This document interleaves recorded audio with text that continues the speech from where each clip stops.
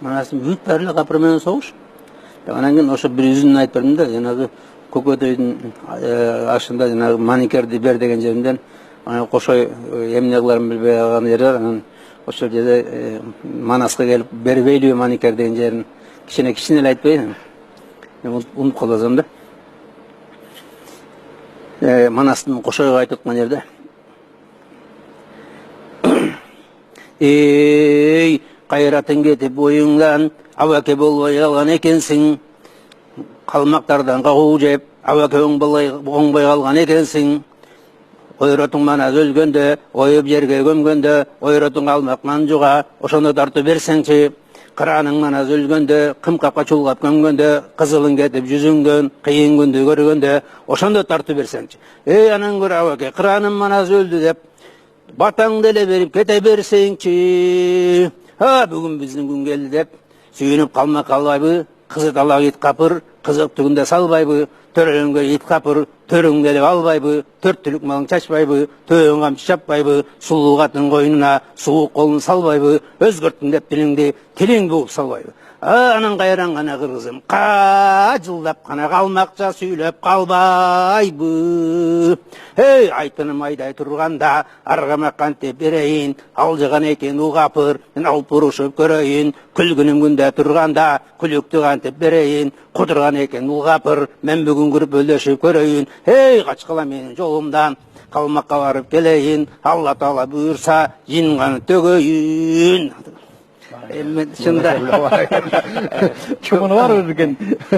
Мен шында үнүм жакшы эмес, көзүмөн жаш кетейин деп. Бизде бир коңгуроо бар экен. Алло.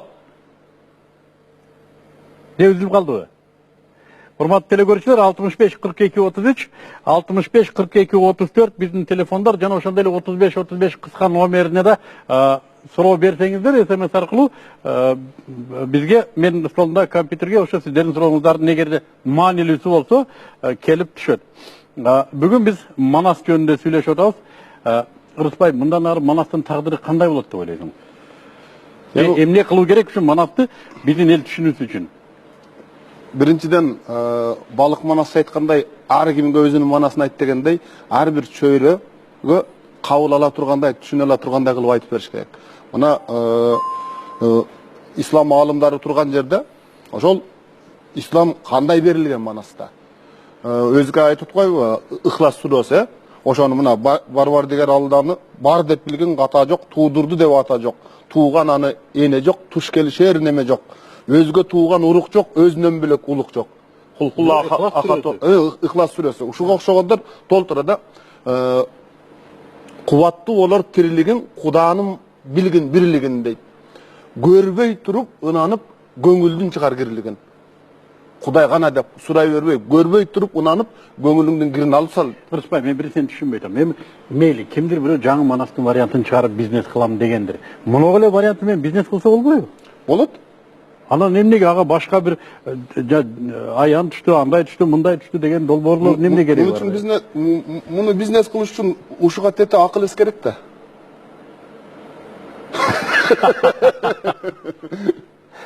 Мен ушу Манасты практикага колдонуш керек дейм да. Буну бүт мектептерде кичинекей вариант кылып, жанагы мектепке ылайыктуу кылып, көп жанагындай куплетке бөлүп жаттатыш керек. Ар бир бала, ар бир кыз ушу жаттасын. Мисалы бизде жанагындай башы көзү чарадай, кулактары баланчадай деп эле ушинтип эле отуруп атат. Жок, бу жерде сонун жерлери бар, өзгөчө батырлыкка чакырган эркектерди, аялдарды мындай аруулукка чакырган, ушу жанагындай аял заттык ушундай нерсе сапаттарына чакырган жерлерин кыздарга үйрөтүп, балдарга үйрөтүп, жаттатып, патриоттукту ушул жерден үйрөтүш керек да.